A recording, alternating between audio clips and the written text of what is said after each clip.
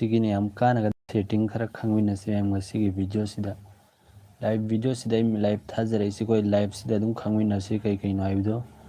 अदो अहान बदे कोइन खंगा दस कोई की फोन डायलर सिगी मतंग द खंगमिनसे बा अदुगा याम कानगा दा भाई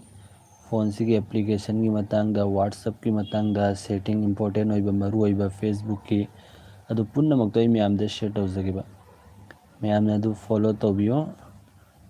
अदुगा नखोय कानगदबा सेटिंग सिंग ऑन तौबियो म्याम अदो अहान बदे कोई की फोन डायल पेड सि चंगद्रि ममांग दई कईगुंबा खरा हंजगे म्याम दा सिगी सेटिंग सि कोई की फोन डायलर से जी अपडेट ला मतुंगदा चेंज म्याम ला एबे म्याम उबी फंगनी चेंज सुमना कईगुंबा नखोय थमनिंग तारगदि सिगी इंटरफेस सिंग असि वीडियो सिदा म्याम दे खंगनजगेबा कोई द कनागुंबा कॉल तौरक मतमदा सि चिंगगा सुममदा आंसर तौनिंगगदि सुमम चिंग मथौ तागने म्याम अदो सिगी सिना सुक्सिंग चिंगरोय सुमना तंगी सुमना क्लिक तौ मतमदा कॉल सिमा सान रिसीव तौखरेनेबा सिसी कईगुंबा यूज तौनिंग तारगदि अहान बदि सि नाउ पुन्ना मन सि डायल पेज से चंगबिरो अदुगा सिगी थ्री डॉट से क्लिक तौबा अदुगा सि सेटिंग से लाकपिरो सेटिंग से ला मतुंगदा सिदा म्याम ऑप्शन उबी फंगनी सिगी म्याम आइने एरो तौस म्याम खुदना से थम्मिसे सिगी से इनकमिंग कॉल की से क्लिक तौरो अदु से इनकमिंग कॉल हल्ला से चंगबिरो अदु अहान बसिदा लैरमगने म्याम गे आइगिदि सिंगल टैप से लै हजि तो अहान बसिदा सुमन लैरम तारगदि नहोइन चंगबदा अहान बसि सुमन टिक तौरम तारगदि माय अहान बगे इंटरफेस सि सुमन ओइद्रुमेबा कनागुमा कॉल तौरक मतमदा माय इंटरफेस सि सुमन उगनी अदुगा अनी सुबैदु थम्मगना सुमना थम्बा सिदा थम्मगना म्याम अनी सुबैदु सुमन उबी फंगनेबा नखोय द कॉल तौरक मतमदा सुमना सिंगल से क्लिक तौ मतमदा ऑटोमेटिक कॉल से रिसीव तौखरने म्याम सिनी अदु कईगुंबा अखोना कॉल से रिसीव तौनिंगदब तारे सुमना तंगी डायरेक्ट नाकोंग से थम्मा मतमदने मसाना अदुम कॉल से रिसीव तौहनिंगबा तारगदि अदुसु म्याम द ताक्सगे अदुदि कमिन तौने हाइब कंदा अदुइदमक्ति कोई फोन की सेटिंग से चंगो म्याम सेटिंग से चंगा मतुंगदा सिदा हजि कोइना कॉल से ऑटोमेटिक मसा लखटने हनंग तारगदि और सिदा चंगबिरो ए हल्ला ताकि सिगी एडिशनल सेटिंग से चंगोबा अदु सिदा म्याम ऑप्शन खरा याव म्याम गेस्चर एंड मोशन नाइ से चंगबिरो अदु सिदा तोप खरा सोय म्याम द ताक्सगे हानबा हजिकिदो खंगन जरमगे कोई कॉल गिदो सिगी lift to or to answer I C म्याम की ऑफ लैरमगनेबा सि लास्ट की नोन ऑफ लैखो सि ऑन तौबियो म्याम अदुगा सि मखागी सिसु ऑन तौबियो म्याम अनीमक सि ऑन तौरो थम्बियो सिनी मेन सि ऑन तौ मतमदि कोई कॉल सि लाक मतमदि कोई नाकोंग से अदुम थांगतपगांदने मसाना कॉल से अदुम ऑटोमेटिक रिसीव तौखरेनेबा सि म्याम की दमक यामना कानगनी अदुगा सिदा उबिरिबा सेटिंग खरा सिसि यंग म्याम सि टॉगल सि म्याम की ऑफ लैरमगनेबा सि ऑन तौबियो सि ऑन तौबे कानबा सि केनो हाय मतमदा खोने सुमना कईगुंबा खुद से स्क्रीनशॉट लौनिंग तारगदि म्याम सुमन लौबा याद्रुमेबा खुद सुमना अहुम जिन थम्मा सुमन चिंग गांदा स्क्रीनशॉट लौद्रुमेबा अदो सिगी मखागी सिना टच एंड होल्ड है सि विथ थ्री फिंगर है सिना कईगुंबा खोने सुमना खुद से सुमन नम्मगाना थम्मा तमदा स्क्रीन से सुमन खोना लौनिंग मफम दु खक्की स्क्रीनशॉट लौबा याद्रुमेबा सुमना खुद से यंग आई म्याम द ताकि सुमन तौरगा इखोना मफम अमखक्की स्क्रीनशॉट खरा खक्की लौनिंग तारगदि सिगी ट्रिक से यूज तौबियो सि सेटिंग से फॉलो तौबियो म्याम कमायना आई म्याम द हल्लगा है सि म्याम को ऑफ लैरमगनी ऑन तौबियो सि ऑन लैत्रगदि हाइना हजिक तौबदि यारोइद्रुबा म्याम यंग सि ऑन तौरगनि खोने मफम खरा की स्क्रीनशॉट लौनिंगेबा फोन की फॉर एग्जांपल अदुदि सुमन फोन से नखुद से थम्मो अदु सुमन तौरो मतुंग यंग म्याम सुमन नखोयना लौनिंग मफम दु खक्की स्क्रीनशॉट सिना होइना दुम इमेज होइना सुमन सेमबी बियागने अदु से टिक तौरो अदुम नोय गैलरी द यावरमनि सिनि म्याम की दमक यामना कानगदबा फोन की सेटिंग सिंग म्याम यानिम खो म्याम जसु खंगन बियो शेयर तौबियो अदु हल्लै खोय की डायल पेज सिगी मतंग दम खंगमिनसेबको हजि खोयना फोटो थम्बा हाइबदु म्याम हेफेते हंजगे हल्लगे खोय की बैकग्राउंड सिदे यंग सुमना कनागुंबा मिसा अमगी सुमना फोटो थमनिंग तारगद सि कमेंट थमगने अदुइदमक्ति सिनाव म्याम डायल पेज से चंगो फॉर एग्जांपल सिनाव कनानोंगी नंबर अमा चूज तौरोबा समना सिदगी अदुमै सिगी कंपनी की नंबर सिदी यारोय तो कोई कनानोंगी आई नंबर अमा चूज तौरगेबा फॉर एग्जांपल म्याम नेंबियो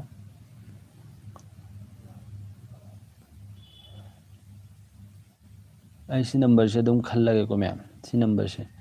अदु सिदे खोगी सिगी पेंसिल मान मम्या से चंगसु यारे से चंग अदुम से तौबे नत्रन सिदा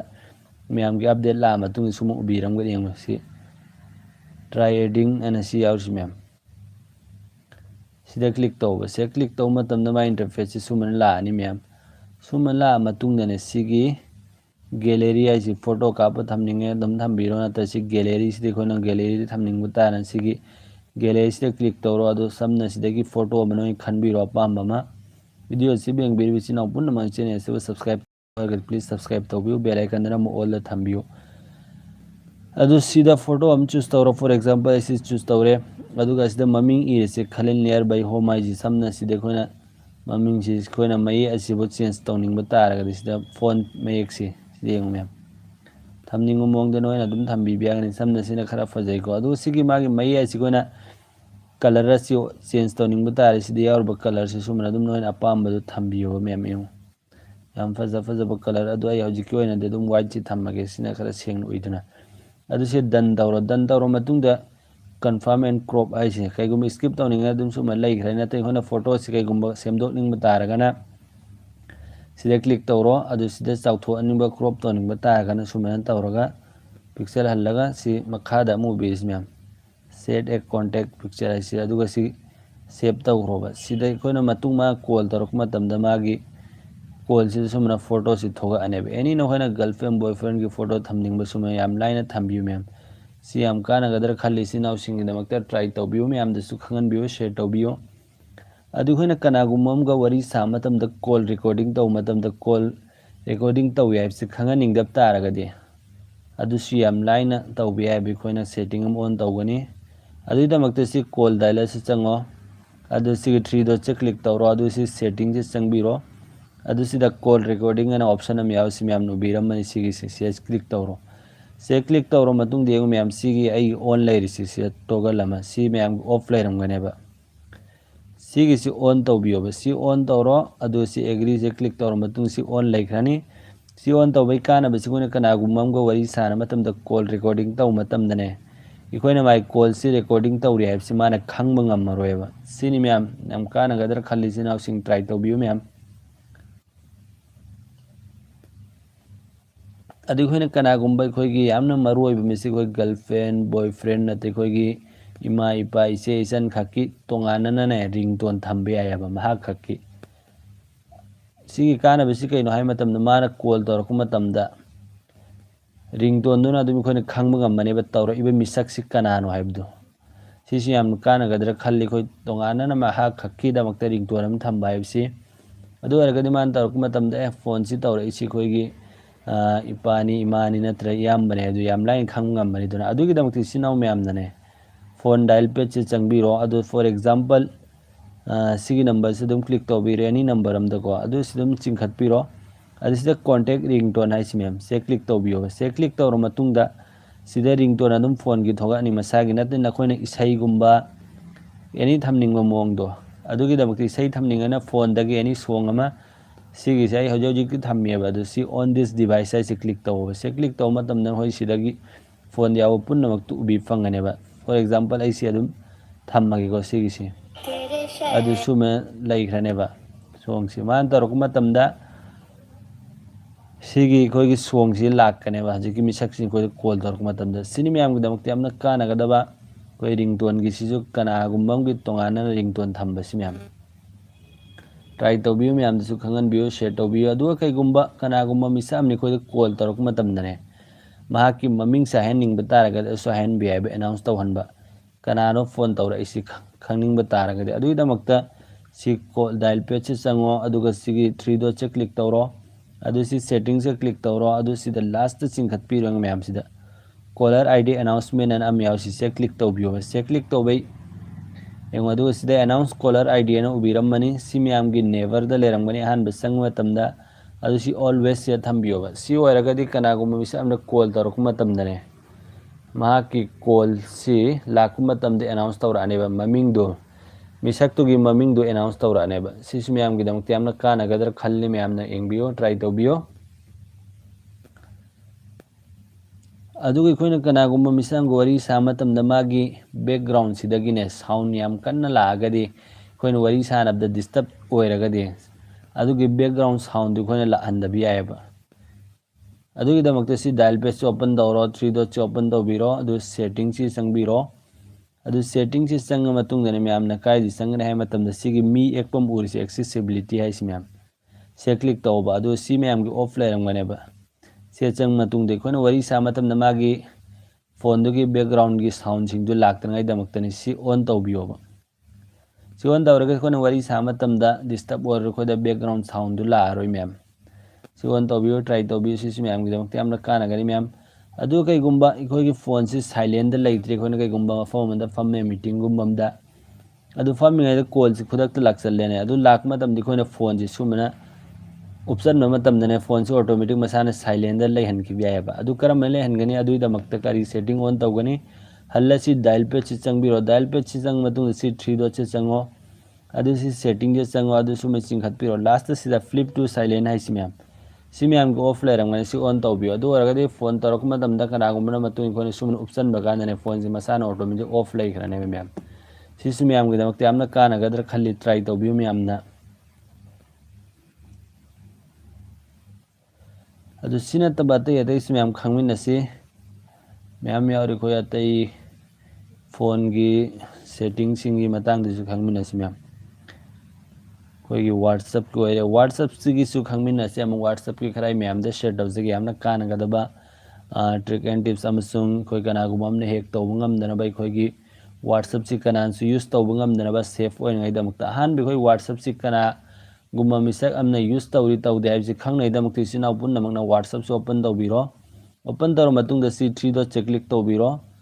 अदु सी 3 डॉट से क्लिक तौर मतुंगदा मैम से लिंक डिवाइस से क्लिक तौबियोबा कईगुम्बा सिदना खोइगी सी मफम सिदने कईगुम्बा क्रोम गुम्बा नत्र विंडोज ने कईगुम्बा उबा तारगदे लैपटॉप गुम्बा अदु ओरगदि नखोइगी व्हाट्सएप सि कनागुम्बा हमना यूज तौरे हाइबसिना होइना खंबियोबा मैम हजर जी खोइगी व्हाट्सएप से थर्ड पार्टी हमना यूज तौरे हाइबदो अदुम नखोइ नसाना ज्ञान तबीरो सिदा उबी फंगनी क्रोम नत्रगना सि मपासिदा क्रोम नत्रगन खोइगी लैपटॉप कुम्बा मोंगदा उबी फंगनी सिदा उगनेबा विंडोज न गुम्बन थाबनी मैमना हेफेतंग नत्र गूगल द सर्च तौरेंग हनगेबा मैम देंगु सिदा संगबिरो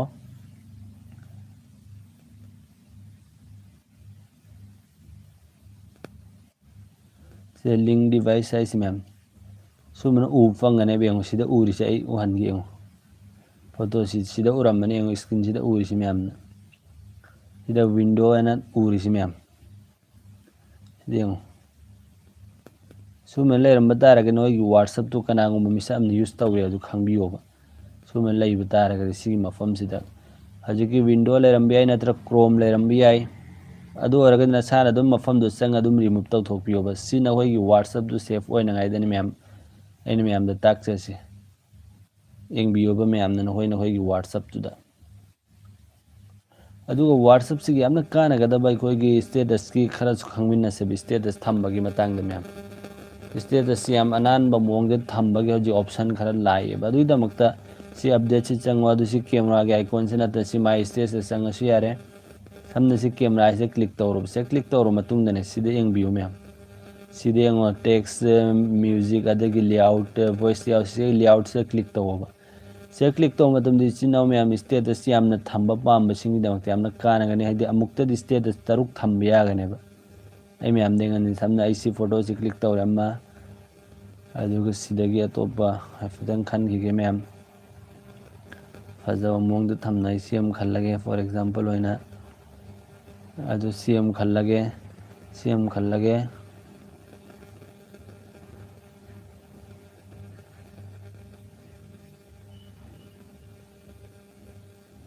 अदु सीएम खल्ले सुमन अदुम तरुक ची यंगसे सिदेंगो सुमनने फोटो तरुक से अमुक्तदि खोइना व्हाट्सएप से स्टेटस थंबा यायबा अदु सी मखादा उबिरियो मागी लेआउट से यंगसिदा कोई कईगुम्बा चेंज तौनिंग तारगे लेआउट से सुमन चेंज तौबा यागनी अदु तरुक ओइब्रिन मैम लास्ट की सिवानी यूज तौबियो सिना तरुक सिना खरा फजना उइदोना मैम अदु सी डन तौबिरो थमनिंग तारगदि डन तौरगा अदु कईगुम्बा सिदा कईगुम्बा द सोइ टाक चंग खोने इसाइगुम्बा सोंग एड तौनिंग तारगनने सी सोंग से तौबिरो सी नोइ खांगबने अदु कईगुम्बा खरा टाक सगेबा सी खल्ला मतुंग से क्लिक तौरो अदु सिदा मा इंटरफेस सी कोने सुमना सिदा सी लेआउट खरा उबिरमगनी कोने सोंग सी खक्ते थमनिंग बतारगा सी मैजिक ओनली हारे दोना नत्र सुमना मा इंटरफेस सुमन थमनिंग बतारगदी सिसु यागनी सिदा सुम मोंग सिसु ट्राई तौबियोबा मैम सी डन तौरो थमनिंग बतार सुमना डन तौरी कोने सी पिअनबा चावहनबदो सुमन तौबियामने सुम कायदम थम्बियोबा सिसु मैम की दमकते हमना कानागदरा खल्ले स्टेटस की सिगे मो अनौबा फीचर्स से ट्राई तौबियो मैम सीएम लेरेको अदुगा स्टेटस के हल्लगा मोंग अमसोय मैम दा ताक सके हल्लगा सिगी से संगबिरो अदुगा समना इसिदगी फोटो अमा क्लिक तौरके समना सि तौरेको सिदौरेको अदुगा सिगी सि मैम तीगी मयाई गिसिदा लेइसे सिदा क्लिक तौबियो से क्लिक तौरकान सिदा फोटो अने यावसे से क्लिक तौरो मतुंग दे यंग मैम सी फोटो अमा खल्लो अदु सी फोटो सिदा हल्ला सुम क्लिक तौबा अमतंग अदु माई इंटरफेस से चेंज तौरो अनि माई लेआउट से यंग मखाद मैम सिदा यंग सुमना सर्कल लव सुमना लव ते कोन थमनिंग बतारगा दिस यंग सुमना मेक सी एनी नो फोटो अमा अदु दमके दन तौरो अदु सुम मफम अमदा नोइन एड तौनिंग सुमन तौबियो हल्लगा नोइन थमनिंग बतारगा दिस अल्ला चंगबिरो अदु समना सिदगी कईगुम्बा अमका अतोपम लौरोबा समना इसी लौरगे अदा फोटो से अल्ला क्लिक तौरो अदु माई लेआउट से सुमन तौरो सुमना सेमदोक पिरो अदु से डन तौरो अदु से अनि सुमना मफम सुमन थम्बियोबा सिसु ट्राई तौबियो मैम गिदमकते हमना कानागदर खल्ले सिगी स्टेटस की फीचर्स से मैम दसु खंगनबियो मैम सेम लेरे दर मैम अदुगा व्हाट्सएप की हम कानागदबा तैसि याउरी खोइना व्हाट्सएप सिदे कईगुम्बा कनागुम्बा नमानबदा प्रेंग तौनिंग बतारगदि सिगी फीचर्स यूज तौबियोबा कई फीचर्स नाय मतमदा नत्रंग होने फोन सिददी इंटरनेट सी नोइ हांगा सिनरियबा यूट्यूब ता वीडियो नगी फेसबुक पाइरी अतै नोइना तौरी अदुगा व्हाट्सएप तिगति खोइना नेट सि चंगहनिंगदब तारगदि नेट सि थिंगदलगा अतै दु नोइ सिननिंग तारगदि सिगी ट्रिक सि फॉलो तौबि मैम अदुइदमकति सिनाव मैम न व्हाट्सएप से ओपन तौबिरो अदुगा सिगी 3 डॉट से क्लिक तौबिरो अदुगा सि सेटिंग से चंग मतुंग सिदा स्टोरेज एंड डाटा ने यावस मैम से क्लिक तौबियोबा अदु सिदा प्रॉक्सी एनाम उरिसि मैम ऑफलाइन सि ऑन तौबियोबा अदु ऑन तौरो मतुंग न खोइगी सि डिस्कनेक्ट ने यावस मैम सि अहान मचंग मतम द सि लेरम मोइना खोइगी मैम सुमि सि ऑफ लेरमगनी ऑफ लेरम मतुंग द सिदा ऑन तौफम यारुंगनी सि प्रॉक्सी होस्ट ने मैम आई इरिसि मैम 1.1.1.1 सुमने इरो सुमना मफम खुदिमकते सुमने इबिरोबा इबिर मतुंग द सिदा दन तौरो अदो बैक चलो अमहक नमो अदो सि ऑन तौबा सि ऑन तौ मतम दने सिदा कनेक्टिंग थादोय को मैम हजि कनेक्ट लैखरनी यंगो सि कनेक्टिंग लैखरेको अदो सिदगी खोइना मेसेज कनागुमम थारसे बाई फितै थागे बसिदगी कोइन था मतम दने सिदी इसादा थाजन बनिना अतोप इसी नंबर से थागे यंगो मैम मेसेज सुक चलरोय बा सुमना दुम लैखरने मैम मीना थारासु मेसेज चंगारोय खोइदी खोइना थारासु मिसक्तुदा मेसेज चलरोय मैम यंग सुममदसु लारोय हजिकी मेसेज आई सुममदने थाखरेदो अदु खोइ सिदगिसु थागे हजिकी नंबर सिदी यंग मैम मेसेज सिदगी बुदी चलनी दोना आइगी सुममददी सिगी हांगी मे सोमगी व्हाट्सएप से अदु सोमगी व्हाट्सएप से चंगारोय बसे चत्रे दोना अदु सि बैक चलगा सि 3 डॉट चल क्लिक तौरो अदु सि सेटिंग चंगा मतुंग द हल्लाजी यंग से स्टोरेज एंड डाटा से चंगा कांदा सि प्रॉक्सी सि ऑफ तौसे बा अदु यंग खुदक तौ जिकी मेसेज सिंग दो चलम मदम यंग मैम हजि यंग नेट खरा तप्पी मैम यंग हनगे मैम दी यंग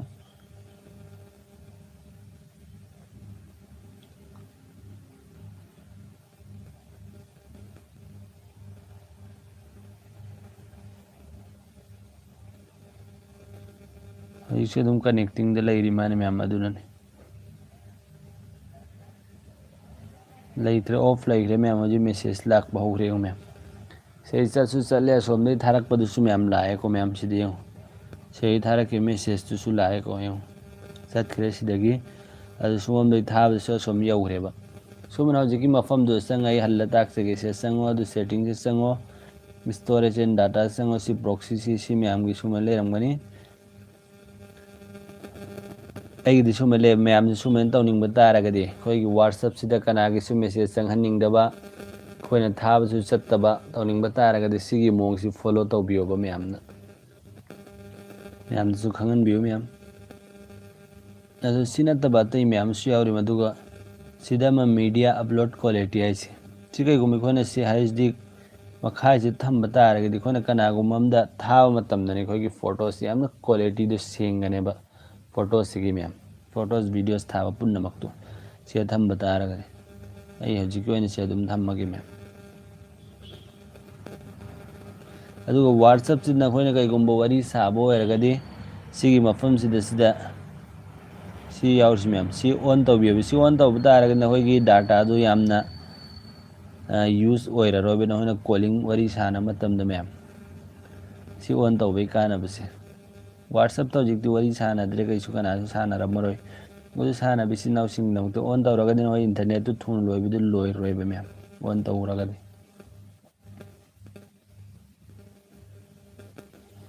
ꯑꯗꯨ ꯁꯤꯒꯤ ꯄ꯭ꯔꯥꯏꯚꯦꯁꯤꯁꯤꯁꯨ ꯌꯥꯝ ꯀꯥꯟꯅꯒꯗꯕ ꯌꯥꯎꯔꯤꯕꯅꯤ ꯃꯌꯥꯝ ꯁꯤꯗ ꯑꯃ ꯄ꯭ꯔꯥꯏꯚꯦꯁꯤ ꯆꯪꯉꯤ ꯑꯦꯗꯚꯥꯟꯁꯇꯅꯤ ꯌꯥꯎꯔꯤꯁꯤ ꯃꯌꯥꯝ ꯁꯤꯁꯨ ꯑꯣꯟ ꯇꯧꯕꯤꯌꯣꯕ ꯅꯣꯏ ꯑꯟꯅꯣꯟ ꯅꯝꯕꯔꯗꯒꯤ ꯀꯣꯜ ꯂꯥꯛꯄ ꯄꯨꯝꯅꯃꯛꯇꯨ ꯆꯪꯉꯛꯄ ꯉꯝꯗ꯭ꯔꯤꯉꯩ ꯃꯦꯁꯦꯖ ꯀꯣꯜ ꯁꯤ ꯑꯣꯟ ꯇꯧꯔ ꯊꯝꯃꯒꯗꯤ ꯑꯟꯅꯣꯟ ꯐ꯭ꯔꯣꯗ ꯀꯣꯜ ꯑꯗꯨꯒ ꯁꯤꯒꯤ ꯄ꯭ꯔꯣꯇꯦꯛ IP ꯑꯦꯗ꯭ꯔꯦꯁ ꯏꯟ ꯀꯣꯜ ꯍꯥꯏꯁꯤ ꯅꯈꯣꯏꯒꯤ ꯂꯣꯀꯦꯁꯟꯗꯨ ꯀꯅꯥꯁꯨ ट्रैक ꯇꯧꯕ ꯉꯝꯗꯅꯕ IP ꯑꯦꯗ꯭ꯔꯦꯁꯇꯣ ꯁꯤ ꯑꯣꯟ ꯇꯧꯔ ꯊꯝꯕꯤꯌꯨ ꯁꯤ ꯑꯅꯤꯁꯤ ꯃꯌꯥꯝ ꯌꯥꯝ ꯀꯥꯟꯅꯒꯗꯕ ꯁꯦꯇꯤꯡ ꯉꯥꯛꯇꯅꯤ ꯃꯌꯥꯝ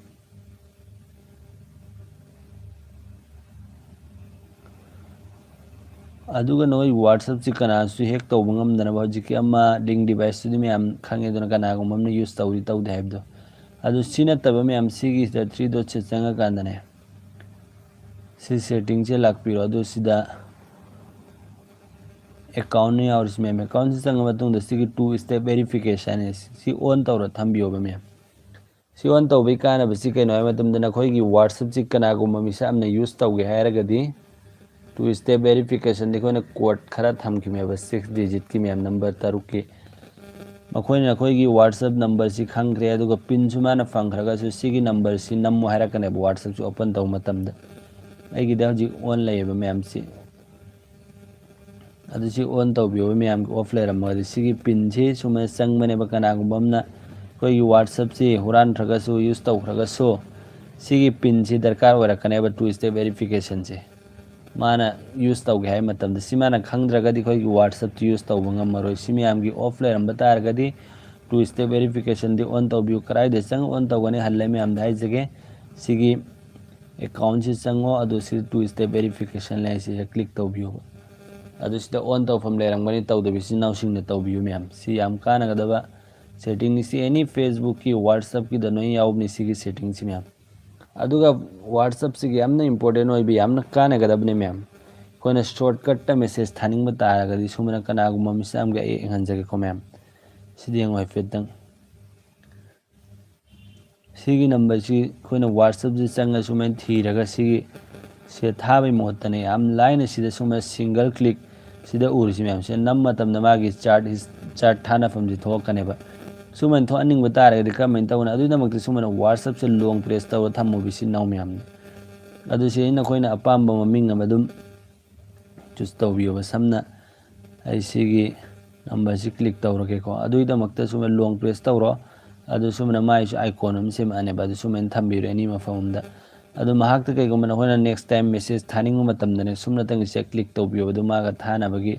मफमदु थोगा अने बसुमना सिमियाम गेदमक्ता यामना कानागदर खल्ली सितनत मैम फोन पे गूगल पे पारबिसि नाउसिंगिदमक्ता यामना कानागदबा शॉर्टकट ट्रिक आई मैम द शेयर तौजगे सिसु फॉलो तौबियो समनि खोना कनागुम्बा मिसामदा पैसा कापनिंगे नाता दुकान गुम सत मतम देखो कैगुम्बा पोत चै लेरा मतमदा पैसा कापके हादि खोना समना फोन पे सि कराइनोबा गूगल पे होइगेरा फोन पे समनि खोइ फोन पे सि थीरगा ओपन तौरकान नत्र सुमना ओपन लेरे असु थीरनी से चंगनी अदु सि स्कैन तौफमदि स्कैन तौनेदमक्ता नम्मनिदा सुमे नमदमिना सिंगल क्लिक तने याम लाइन स्कैन असि पुथोकपि याब अदुइदमक्ता सुमे लॉन्ग प्रेस तौरो लॉन्ग प्रेस तौरो मतुंगदा सि scan and QR code si sumana long press tawba long press taw matam magi sumana ama mongam thoga ane be engman haji gi WhatsApp ta thoki badu mana sumana ai already tho alai bini ma'am haji si dengo phone pay gi se laire ma'am adu next time ko na payment tawgi hairaga diko kana gum sumana sida hak sumana single click tawba adu sumana payment tawba option thokane ba sini ma'am gi damti amna kana ga daba shortcut trick and tips adu any application da try tawbi si phone pay Google Pay da no ni abni ma'am ado hajifu ma'am na social app no la have channel so subscribe tawbidri bo oragadi please subscribe tawbiu bell icon na mo all thambiu ai matung si ma'am gi damti sum kana ga daba information am knowledge amusung trick and tips ki video upload tawjaraki ma'am kana ga daba video sing pujaraki ma'am gi damta ma'am de arim go khangan bio share tawbiu adu kana gumba misa amna na khoi di khoi gi for example I see the WhatsApp da sanga kai gumba khara uhan se kai fitang ai biu ma'am na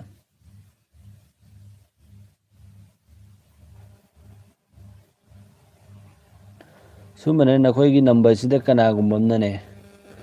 sumana unknown sida ubiri ba link je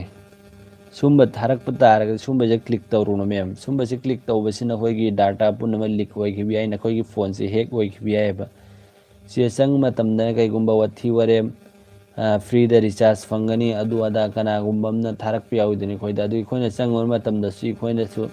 amaka mi asukta na khoi gi friend asukta share taw WhatsApp group asukta share taw haib do adu punna mak tu tawbiru no sumba tawbadagi na khoi gi phone do hack hoi gi bi ai na khoi gi access tu kana gumbam pai gi bi ai sigi telegram da sumra kan na hojik mara am taw naram bane katu garan photos videos lak pagi ma'am aduna sumba link lak matam dane ma'am na click tawbiru no ba sangbiru no ba ma'am na khoi gi phone du safe oina ai damak ta ma'am su khangan bi ma'am share tawbiu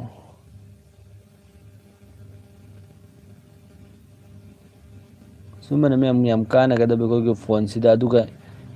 atai kharam choi go phone sida yauri ba setting kara phone gi manung se adu so ai ma'am da share tawjaram gi kana gumba misak thona prank tawning ba tara ga de sigi setting sing sigi on tawbiraga prank tawbiba adu damakta magi phone sigi screen ji khoina mai khaphan be ai ba ma'am haide color na khaphan be ai ba adu khaphan ning ba taraga moi gi phone du naktam lobiro na khoina adu ga no na setting je sangbiro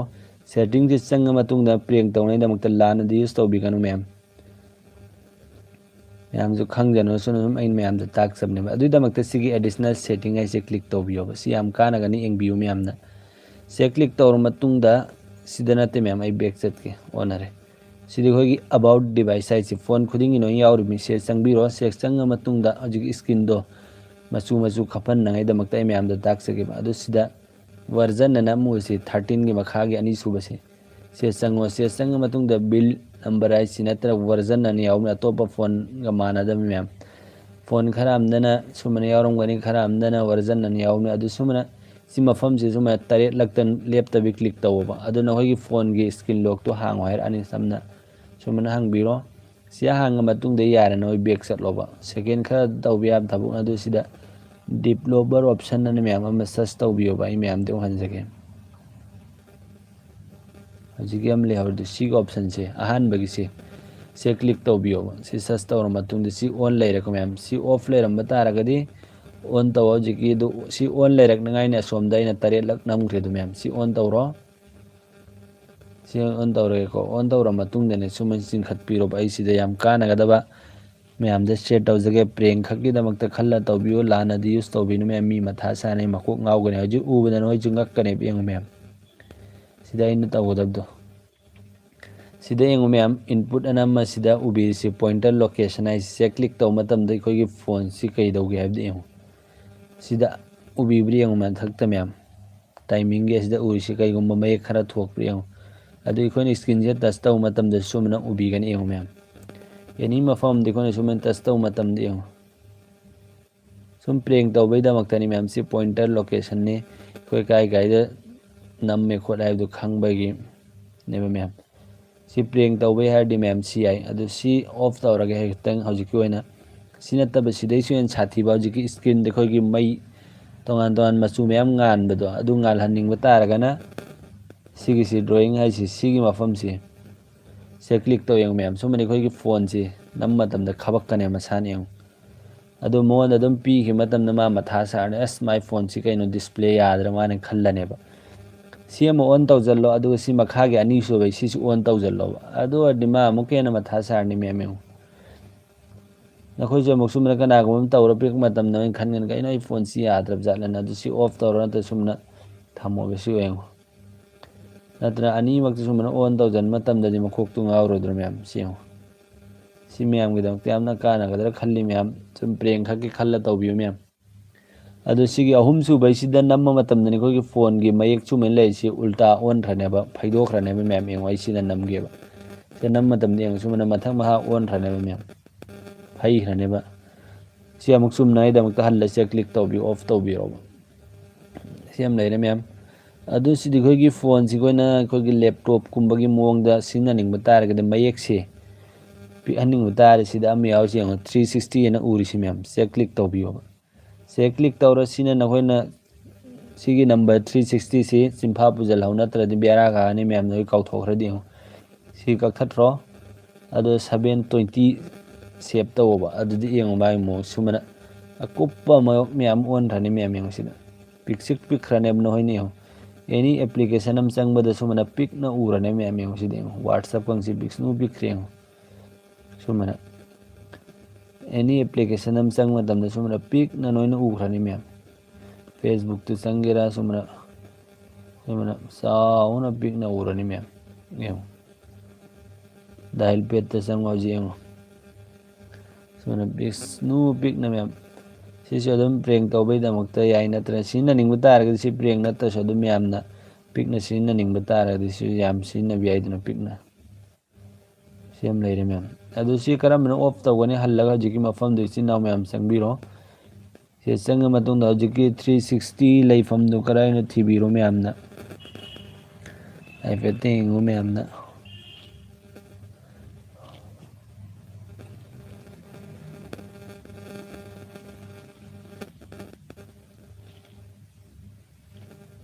ꯁꯤ ꯂꯩꯔꯦ ꯃꯌꯥꯝ ꯌꯦꯡꯉꯨ.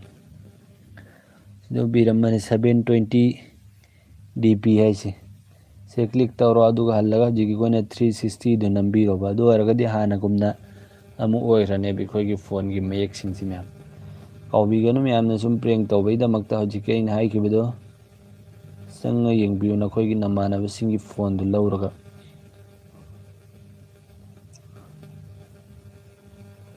ꯑꯗꯣ ꯑꯩ ꯍꯧꯖꯤꯛꯀꯤꯗꯤ ꯁꯤ of ꯇꯧꯔꯝꯃꯒꯦ ꯍꯜꯂꯒ ꯀꯩꯀꯥꯟꯗ ꯁꯨꯝ ꯅꯈꯣꯏꯗ ꯃꯌꯥꯝ ꯈꯪꯍꯟꯖꯔꯝꯕꯅꯤ ꯁꯨꯃꯥꯏꯅ ꯀꯅꯥꯒꯨꯝꯕ ꯄ꯭ꯔꯦꯡ ꯇꯧꯅꯤꯡꯕ ꯇꯥꯔꯒꯗꯤ.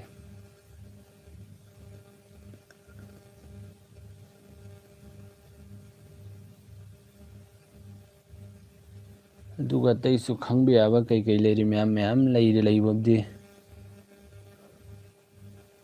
ꯀꯩꯅꯣ ꯑꯩꯅ ꯍꯧꯖꯤꯛ ꯃꯌꯥꯝꯗ ꯈꯪꯍꯜꯂꯝꯒꯦꯅ ꯇꯧꯕꯗꯣ. ꯑꯗꯨ ꯁꯤꯗ ꯐꯣꯟꯁꯤꯒꯤ ꯕꯦꯇ꯭ꯔꯤꯁꯤꯒꯤ ꯃꯇꯥꯡꯗꯁꯨ ꯀꯩꯒꯨꯝꯕ ꯑꯝꯇꯪ ꯈꯪꯍꯟꯖꯔꯝꯒꯦ. ꯁꯤ ꯕꯦꯇ꯭ꯔꯤꯁꯦ ꯀ꯭ꯂꯤꯛ ꯇꯧꯔꯣ. ꯑꯗꯨ ꯁꯤ ꯑꯣꯞꯇꯤꯃꯥꯏꯖ ꯅꯥꯏꯠ ꯆꯥꯔꯖꯤꯡ ꯍꯥꯏꯁꯤ ꯁꯤ ꯃꯌꯥꯝꯒꯤ ꯑꯣꯐ ꯂꯩꯔꯝꯒꯅꯦꯕ. ꯁꯤ ꯑꯣꯟ ꯇꯧꯕꯤꯌꯣꯕ. ꯁꯤ ꯑꯣꯟ ꯇꯧꯕꯒꯤ ꯀꯥꯟꯅꯕꯁꯤ ꯀꯩꯅꯣ ꯍꯥꯏꯕ ꯃꯇꯝꯗ ꯑꯩꯈꯣꯏꯅ ꯐꯣꯟꯁꯦ ꯑꯍꯤꯡ ꯆꯨꯞꯄ ꯃꯩ ꯊꯤꯟꯖꯤꯜꯂꯝꯃ ꯇꯨꯝꯈ꯭ꯔꯦꯕ. ꯑꯗꯨ ꯑꯣꯏꯔꯒꯗꯤ 80% ꯌꯧꯕꯒ ꯃꯁꯥꯅ ꯑꯣꯇꯣꯃꯦꯇꯤꯛ ꯆꯥꯔꯖꯤꯡꯁꯤ ꯑꯣꯐ ꯂꯩꯈ꯭ꯔꯅꯦꯕ ꯃꯌꯥꯝ. ꯍꯥꯏꯗꯤ ꯃꯩꯗꯨ ꯆꯪꯉꯔꯣꯏꯕ, ꯑꯣꯐ ꯑꯣꯏꯈ꯭ꯔꯅꯦꯕ. ꯃꯩ ꯑꯗꯨꯝ ꯊꯤꯜꯂ ꯊꯝꯃꯝꯃꯁꯨ 80%ꯗꯒꯤ ꯍꯦꯜꯂꯔꯣꯏꯕ ꯁꯤ ꯑꯣꯟ ꯇꯧꯕꯤꯕ ꯇꯥꯔꯒꯗꯤ. ꯁꯤ ꯑꯣꯏꯔꯒ ꯅꯣꯏ ꯐꯣꯟꯗꯨꯁꯨ ꯁꯦꯐ ꯑꯣꯏꯔꯅꯤ, ꯕꯦꯇ꯭ꯔꯤꯁꯨ ꯃꯩ ꯈꯥꯡꯗꯕꯗꯨ ꯈꯥꯡꯉꯅꯤ. ꯍꯥꯏꯗꯤ ꯑꯩꯈꯣꯏꯅ ꯐꯣꯟꯁꯤ ꯆꯥꯔꯖ ꯇꯧꯕ ꯃꯇꯝꯗꯅꯦ ꯃꯌꯥꯝ 20% ꯕꯦꯇ꯭ꯔꯤ ꯂꯣ ꯑꯣꯏꯕ ꯃꯇꯝꯁꯤ 20ꯗꯒꯤꯅ 20% ꯌꯧꯔꯗꯤ ꯌꯥꯔꯦ ꯃꯌꯥꯝ. ꯑꯗꯩ ꯍꯦꯟꯅ ꯁꯤꯖꯤꯟꯅꯔꯨꯅꯨ ꯂꯣ ꯑꯣꯏꯕꯃꯇꯝꯗ. ꯑꯗꯨꯒ 85, 80, 90 ꯁꯤꯗꯩ ꯍꯦꯟꯅꯁꯨ ꯆꯥꯔꯖꯁꯤ ꯇꯧꯔꯨꯕ ꯃꯌꯥꯝ. ꯅꯈꯣꯏ ꯕꯦꯇ꯭ꯔꯤꯗꯨ ꯀꯩꯒꯨꯝꯕ ꯁꯥꯡꯅ ꯆꯠꯍꯟꯅꯤꯡꯕ ꯇꯥꯔꯒꯗꯤ, ꯈꯥꯡꯍꯟꯅꯤꯡꯕ ꯇꯥꯔꯒꯗꯤ ꯃꯥꯒꯤ ꯕꯦꯇ꯭ꯔꯤ ꯄꯋꯥꯔꯗꯨ.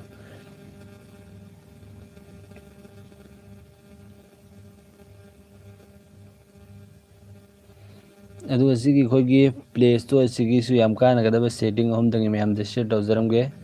ꯁꯤꯒꯤ ꯄ꯭ꯔꯣꯐꯥꯏꯜ ꯑꯥꯏꯀꯣꯟꯁꯤ ꯆꯪꯉꯣ. ꯑꯥꯏꯀꯣꯟꯁꯤ ꯆꯪꯉ ꯃꯇꯨꯡꯗ ꯁꯤꯒꯤ ꯄ꯭ꯂꯦ ꯄ꯭ꯔꯣꯇꯦꯛ ꯑꯅ ꯃꯌꯥꯝ ꯌꯥꯎꯁꯤ. ꯁꯤꯅ ꯑꯩꯈꯣꯏꯒꯤ ꯀꯩꯒꯨꯝꯕ ꯑꯍꯥꯟꯕ ꯆꯪꯕ ꯃꯇꯝꯗꯅꯦ ꯁꯨꯃꯥꯏꯅ ꯂꯩꯔꯝꯕ ꯇꯥꯔꯒꯗꯤ ꯁꯤ ꯗꯦꯟꯖꯔꯅꯦꯕ ꯅꯈꯣꯏꯒꯤ ꯐꯣꯟꯗꯨ ꯃꯌꯥꯝ. ꯁꯤꯗꯤ ꯑꯩꯈꯣꯏꯒ ꯑꯇꯣꯞꯄ ꯊꯥꯔꯠ ꯄꯥꯔꯇꯤ ꯑꯦꯄ꯭ꯂꯤꯀꯦꯁꯟ ꯍꯦꯛ ꯑꯣꯏꯕ ꯌꯥꯕ ꯑꯦꯄ꯭ꯂꯤꯀꯦꯁꯟꯒꯨꯝꯕ ꯌꯥꯎꯔꯝꯕꯁꯨ ꯌꯥꯏꯕ. ꯁꯤ ꯑꯣꯟ ꯇꯧꯕꯤꯌꯣꯕ. ꯁꯤ ꯑꯣꯟ ꯇꯧꯕꯒꯤ ꯀꯥꯟꯅꯕꯁꯤ ꯀꯩꯅꯣ ꯍꯥꯏꯕ ꯃꯇꯝꯗ ꯑꯩꯈꯣꯏꯅ ꯑꯦꯅꯤ ꯑꯦꯄ꯭ꯂꯤꯀꯦꯁꯟ ꯑꯃ ꯗꯥꯎꯟꯂꯣꯗ ꯇꯧꯕ ꯃꯇꯝꯗꯅꯦ ꯃꯌꯥꯝ ꯑꯩꯈꯣꯏꯒꯤ ꯐꯣꯟꯁꯤꯅ ꯑꯗꯨꯝ ꯁ꯭ꯀꯦꯟ ꯇꯧꯔ ꯍꯥꯏꯔꯛꯀꯅꯦꯕ ꯅꯈꯣꯏꯒꯤ ꯐꯣꯟꯁꯤꯗ ꯌꯥꯎꯔꯤꯕ ꯑꯦꯄ꯭ꯂꯤꯀꯦꯁꯟꯁꯤ ꯁꯦꯐ ꯑꯣꯏꯗꯦ ꯍꯥꯏꯕꯗꯨ ꯃꯌꯥꯝ ꯁꯤ ꯑꯣꯟ ꯇꯧꯕꯒꯤ ꯀꯥꯟꯅꯕ ꯁꯦꯐ ꯑꯣꯏꯗꯕ ꯑꯣꯏꯔꯒꯗꯤ ꯁꯤꯗ ꯑꯗꯨꯝ ꯅꯣꯇꯤꯐꯤꯀꯦꯁꯟꯁꯨ ꯂꯥꯛꯀꯅꯤ ꯁꯤꯒꯤ ꯑꯦꯄ꯭ꯂꯤꯀꯦꯁꯟꯁꯤ ꯔꯤꯃꯨꯚ ꯇꯧꯊꯣꯛꯄꯤꯌꯨ ꯍꯥꯏꯅ ꯅꯈꯣꯏ ꯐꯣꯟꯁꯤꯒꯤꯗꯃꯛꯇ ꯁꯦꯐ ꯑꯣꯏꯗꯦ ꯍꯥꯏꯅ ꯃꯌꯥꯝ ꯑꯗꯨꯅꯅꯦ ꯁꯤ ꯑꯣꯟ ꯇꯧꯕꯤꯌꯣꯕ ꯁꯤ ꯑꯃ ꯂꯩꯔꯦ ꯃꯌꯥꯝ ꯑꯗꯣ ꯍꯜꯂꯁꯦ ꯆꯪꯉꯣ ꯑꯗꯨꯒ ꯁꯦꯠꯇꯤꯡꯁꯦ ꯆꯪꯉꯣ ꯁꯦꯠꯇꯤꯡꯁꯦ ꯆꯪꯉ ꯃꯇꯨꯡꯗꯅꯦ ꯃꯌꯥꯝ ꯁꯤ ꯖꯦꯅꯔꯦꯜꯁꯤꯗ ꯆꯪꯉꯣ ꯑꯁꯤꯒꯤ ꯊꯤꯝꯁꯦ ꯀꯩꯒꯨꯝꯕ ꯁꯤ ꯂꯥꯏꯠꯇ ꯂꯩꯔꯝꯕ ꯇꯥꯔꯒꯗꯤ ꯗꯥꯔꯛꯁꯤꯗ ꯊꯝꯕꯤꯌꯣꯕ ꯑꯗꯨ ꯑꯣꯀꯦ ꯇꯧꯕꯤꯌꯣ ꯑꯗꯨ ꯑꯣꯏꯔꯒꯗꯤ ꯁ꯭ꯀꯤꯟꯗꯣ ꯃꯝꯃꯃꯤꯅ ꯅꯈꯣꯏꯒꯤ ꯐꯣꯟꯒꯤ ꯕꯦꯇ꯭ꯔꯤꯗꯣ ꯈꯔ ꯁꯦꯐ ꯑꯣꯏꯒꯅꯤ ꯃꯌꯥꯝ ꯊꯨꯅ ꯂꯣꯏꯕꯗꯨ ꯂꯣꯏꯔꯣꯏꯕ ꯃꯌꯥꯝ ꯁꯤ ꯑꯃꯁꯨ ꯌꯦꯡꯕꯤꯌꯨ ꯃꯌꯥꯝꯅ ꯑꯗꯨꯒ ꯑꯍꯨꯝꯁꯨꯕꯁꯤꯁꯨ ꯃꯌꯥꯝꯒꯤꯗꯃꯛꯇ ꯌꯥꯝꯅ ꯀꯥꯟꯅꯅꯤ ꯑꯩꯈꯣꯏꯒꯤ ꯁꯤ ꯄ꯭ꯔꯣꯐꯥꯏꯜ ꯑꯥꯏꯀꯣꯟꯁꯦ ꯍꯜꯂ ꯆꯪꯉꯣ ꯑꯗꯨꯒ ꯁꯤꯒꯤ ꯃꯦꯅꯦꯖ ꯑꯦꯞ ꯑꯦꯟ ꯗꯤꯚꯥꯏꯁ ꯍꯥꯏꯁꯤ ꯀ꯭ꯂꯤꯛ ꯇꯧꯕꯤꯔꯣ ꯑꯗꯨ ꯁꯤꯗ ꯑꯩꯈꯣꯏꯒꯤ ꯐꯣꯟ ꯃꯦꯃꯣꯔꯤꯁꯤ ꯍꯧꯖꯤꯛ ꯊꯜꯂꯦꯀꯣ ꯃꯌꯥꯝ ꯑꯗꯨ ꯁꯤꯗ ꯊꯟꯕꯁꯤ ꯑꯩ ꯈꯔ ꯈꯪꯍꯟꯖꯁꯤ ꯃꯦꯅꯦꯖꯁꯦ ꯆꯪꯉꯣ ꯑꯗꯨ ꯁꯤꯗ ꯎꯕꯤꯔꯤꯕ ꯑꯦꯄ꯭ꯂꯤꯀꯦꯁꯟ ꯄꯨꯝꯅꯃꯛꯁꯦ ꯍꯧꯖꯤꯛ ꯑꯩꯈꯣꯏꯒꯤ ꯐꯣꯟꯁꯤꯗ ꯌꯥꯎꯔꯤꯑꯕ ꯍꯧꯖꯤꯛ ꯃꯌꯥꯝ ꯑꯗꯨ ꯑꯩꯈꯣꯏꯒꯤ ꯐꯣꯟꯁꯤꯗ ꯍꯧꯖꯤꯛ ꯌꯥꯎꯔꯤ ꯑꯩꯈꯣꯏ ꯁꯤꯖꯤꯟꯅꯔꯤ ꯑꯗꯨ ꯁꯤꯗ ꯗꯤꯁ ꯗꯤꯚꯥꯏꯁ ꯍꯥꯏꯁꯤ ꯀ꯭ꯂꯤꯛ ꯇꯧꯕ ꯑꯗꯨ ꯁꯤꯗ ꯅꯣꯠ ꯏꯟꯁꯇꯣꯜ ꯑꯅꯤ ꯍꯥꯏꯁꯤ ꯃꯌꯥꯝ ꯁꯤꯗ ꯑꯩꯈꯣꯏꯒꯤ ꯐꯣꯟꯁꯤꯗ ꯍꯥꯟꯅꯗꯤ ꯌꯥꯎꯔꯝꯕꯀꯣ ꯑꯗꯣ ꯍꯧꯖꯤꯛꯇꯤ ꯑꯩꯈꯣꯏꯒꯤ ꯐꯣꯟꯁꯤꯗꯒꯤ ꯗꯤꯂꯦꯠ ꯇꯧꯊꯣꯛꯈ꯭ꯔꯦ ꯑꯗꯨꯒꯤ ꯑꯦꯄ꯭ꯂꯤꯀꯦꯁꯟꯁꯤꯡꯗꯣ ꯑꯗꯨ ꯑꯣꯏꯔꯒꯁꯨ ꯑꯩꯈꯣꯏꯒꯤ ꯐꯣꯟꯁꯤꯒꯤ MB ꯃꯈꯣꯏꯅ ꯌꯨꯁ ꯇꯧꯔꯤꯕ ꯃꯌꯥꯝ ꯁꯤꯗ ꯃꯌꯥꯝꯒꯤ ꯎꯕꯤꯔꯝꯒꯅꯤ ꯑꯩꯉꯣꯟꯗ ꯍꯧꯖꯤꯛ ꯊꯣꯛꯇ꯭ꯔꯦ ꯑꯗꯨ ꯁꯤꯗ ꯅꯈꯣꯏꯒꯤ ꯁꯨꯃꯥꯏꯅ ꯎꯕꯤꯕ ꯇꯥꯔꯒꯗꯤ ꯁꯤꯗ ꯗꯤꯁ ꯗꯤꯚꯥꯏꯁꯁꯤꯗꯤ ꯐꯣꯟꯗ ꯌꯥꯎꯕ ꯑꯦꯄ꯭ꯂꯤꯀꯦꯁꯟ ꯄꯨꯝꯅꯃꯛꯇꯨ ꯎꯔꯅꯤ ꯑꯗꯨ ꯑꯩꯈꯣꯏꯅ ꯍꯥꯟꯅ ꯌꯥꯎꯔꯝꯕ ꯍꯧꯖꯤꯛꯅ ꯗꯤꯂꯦꯠ ꯇꯧꯈꯤꯕ ꯄꯨꯝꯅꯃꯛꯇꯣ ꯌꯦꯡꯅꯤꯡꯕ ꯇꯥꯔꯒꯗꯤ ꯁꯤ ꯃꯐꯝꯁꯤꯗ ꯌꯦꯡꯕꯤꯌꯨ ꯑꯗꯨ ꯁꯤꯗ ꯔꯤꯃꯨꯚ ꯇꯧꯊꯣꯛꯄꯤꯌꯨꯕ ꯑꯗꯨ ꯑꯣꯏꯔꯒꯗꯤ ꯅꯈꯣꯏꯒꯤ ꯐꯣꯟ ꯃꯦꯃꯣꯔꯤꯗꯨꯁꯨ ꯍꯥꯡꯉꯅꯤ ꯅꯈꯣꯏꯒꯤ ꯐꯣꯟꯗꯣ ꯌꯥꯝ ꯅꯨꯡꯉꯥꯏꯅꯁꯨ ꯆꯠꯂꯅꯦꯕ ꯃꯌꯥꯝ ꯁꯤꯁꯨ ꯌꯦꯡꯕꯤꯌꯨ ꯃꯌꯥꯝꯅ ꯇ꯭ꯔꯥꯏ ꯇꯧꯕꯤꯌꯨ ꯁꯤꯗ ꯑꯩꯒꯤꯗꯤ ꯊꯣꯛꯇ꯭ꯔꯦ ꯌꯥꯎꯗ꯭ꯔꯕ ꯃꯥꯜꯂꯦ ꯑꯗꯨꯅ ꯃꯌꯥꯝꯒꯤ ꯌꯥꯎꯔꯝꯕ ꯇꯥꯔꯦ ꯁꯤꯗ ꯊꯣꯛꯀꯅꯤ ꯑꯗꯨꯒ ꯑꯗꯨꯝ ꯗꯤꯂꯦꯠ ꯇꯧꯊꯣꯛꯄꯤꯌꯣꯕ ꯁꯤꯁꯨ ꯃꯌꯥꯝ ꯇ꯭ꯔꯥꯏ ꯇꯧꯕꯤꯌꯨ ꯌꯥꯝꯅ ꯀꯥꯟꯅꯒꯅꯤ ꯏꯆꯤꯜ ꯏꯅꯥꯎꯁꯤꯡꯒꯤꯗꯃꯛꯇ ꯐꯣꯟꯗꯨ ꯌꯥꯝꯅ ꯍꯥꯡꯅꯉꯥꯏꯗꯃꯛꯇ ꯃꯌꯥꯝ